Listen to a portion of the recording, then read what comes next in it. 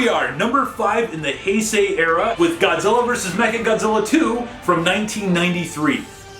This movie in particular, it feels like it is action fucking packed. It really is! It's not a retread like Godzilla vs. Mothra was. My god, it could have been amazing, but there are also a lot of things hindering it from being fantastic. One more pass through in the editing room, or maybe 2, and it would have been a much better movie. It's a war of flesh and metal as Godzilla and Rodan duke it out with Robot Godzilla and a Pteranodon fetishist. Right off the bat, we're introduced to MechaGodzilla 2. It is now a man-made war machine. Which I like a lot better, by the way. Made from technology from Mecha King Ghidorah, Yeah. who died 2 movies back. The UN has created something called G-Force, and we're introduced to the fact that they've been creating all these anti-Godzilla weapons. There's MechaGodzilla, but he wasn't the first thing to come along. That was actually Garuda. Which is a pile of junk, by the way. And it was designed by our main character, Pteranodon A. Johnson. I don't remember what his character's name is, but we're going to call him Pteranodon. Pteranodon A. Johnson. He has an A. Johnson later in the movie across his helmet. This character is bizarre. Why is that, Matt? I swear to God, he has a Pteranodon fetish. Dude has on the back of his shirt, Pteranodon Forever. A custom-made jumpsuit that says Pteranodon Forever. Like, what does that even mean? They recruit him to G-Force, and his superior, he describes Pteranodon as single, no children, hobbies, Pteranodons. That's what his Tinder profile says, anyway. その栄光の4番目のシートが恐竜坊や。 Oh my god, there's a robot Pteranodon that he makes later in the movie. He gets excited when they find out there's a Pteranodon egg. But it serves no purpose to the movie. No, it doesn't. It's not like it pays off at the end with some joke or some way that only he knows how to solve the problem. It doesn't pay off at all. It's stupid. And we cut to this island where they found an egg. But not only did they find an egg, but they also find Rodan!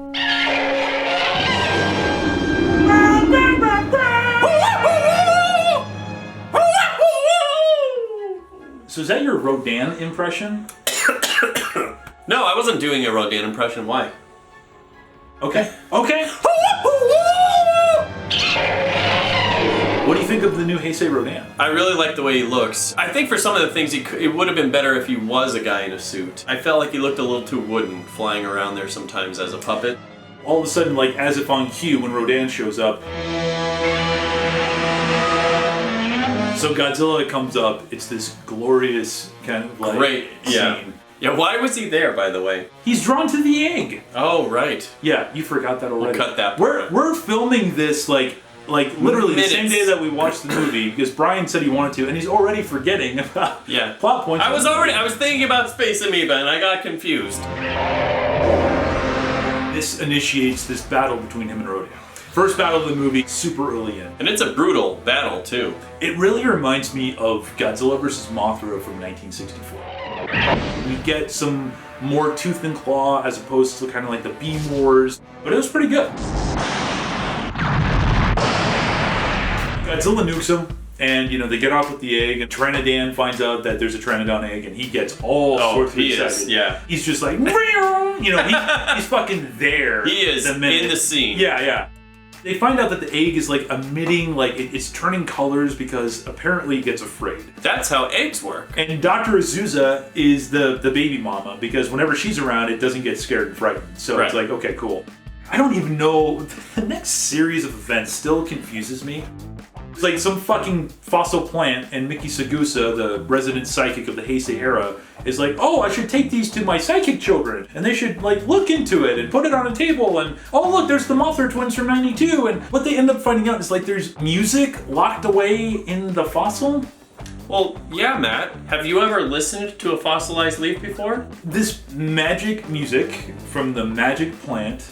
I'm with you so far, yeah. This makes total sense. Makes the egg go crazy, everything fucking explodes, and out comes Heisei Minya!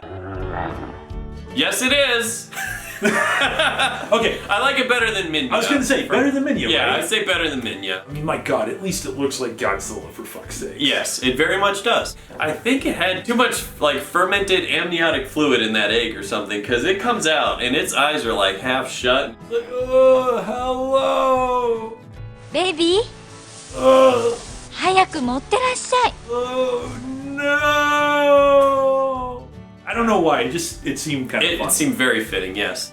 But they also make it a point to say this is not a dangerous one. Right. Even though right. it's minutes old, Yes, we don't know a damn exactly, thing about it. Exactly. They say that this is not a Godzilla per se, but it is a Godzillasaur. And I'm pretty sure the Godzillasaurus in King Ghidorah was also a fucking carnivore. It was a dinosaur. And not eating fucking lettuce. And they're like, oh, he eats plants. Until he doesn't eat plants, he eats hamburgers. So I don't know what. The rules change on a dime, apparently. It does. And granted, this is a fucking Godzilla movie. You know, you can suspend your disbelief and stuff.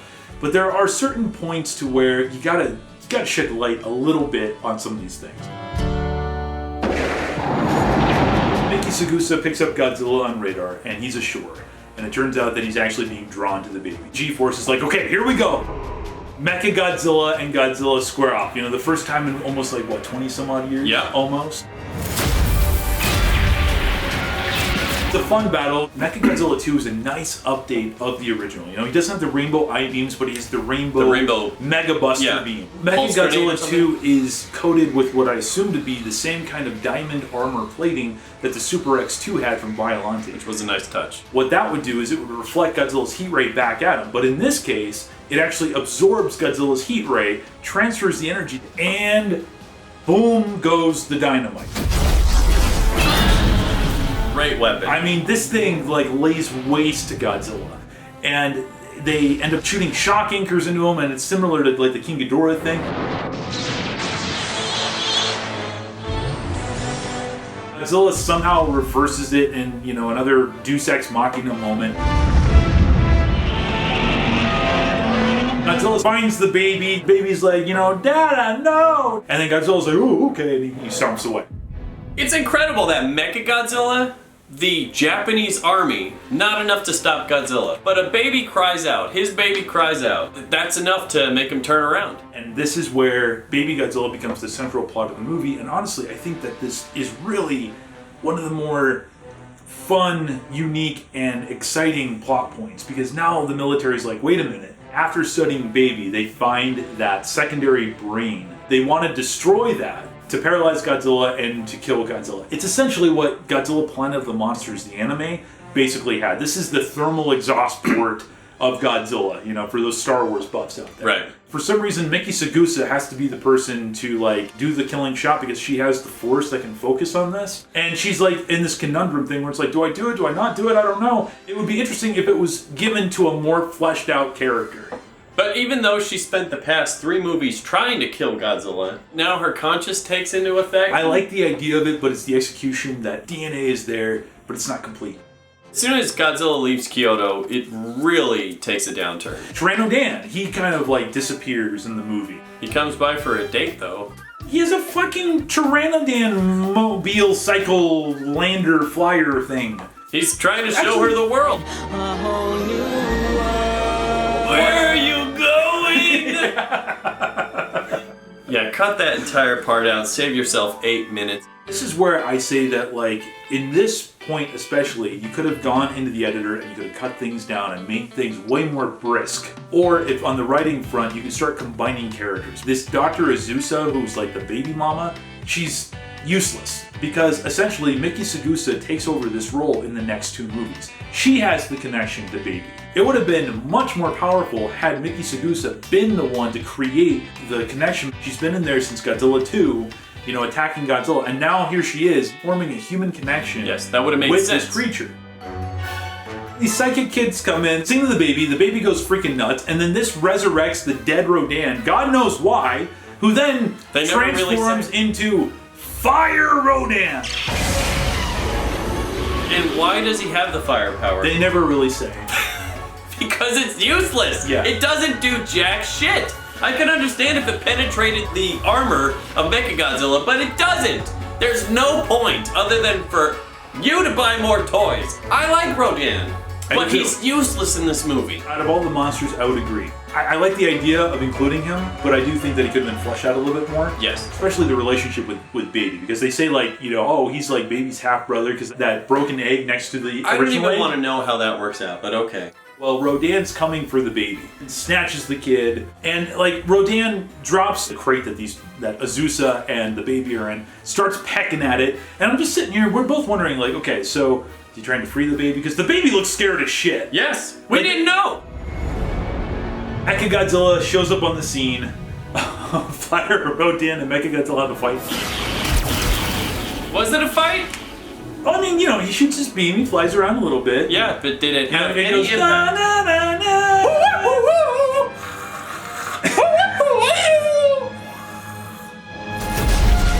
You already see him get fucking blown away once, and then we get to see him blown away twice, and not only blown away twice, but really blown away Oh my god, twice. there's like a gaping hole in his chest, like it's Tony fucking Stark foaming style. at the mouth and shit. Oh yeah, he is And out. Godzilla shows back up on the scene. Now, Godzilla vs MechaGodzilla round 2 goes to Godzilla again. Up until the glorious backpack scene and Super MechaGodzilla. We're less than thrilled about Super MechaGodzilla. I don't really see it as a big difference than the regular MechaGodzilla. I said it was a way to sell more toys. It's not terrible, but It's fun, it's also yeah. it's not my... There was a cool part when he was literally firing on all cylinders. Every weapon on this thing was firing at once, and that was pretty cool.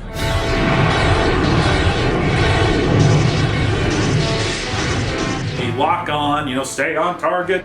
They And blow up his second brain. They blow it up, and Godzilla's paralyzed and maybe dead.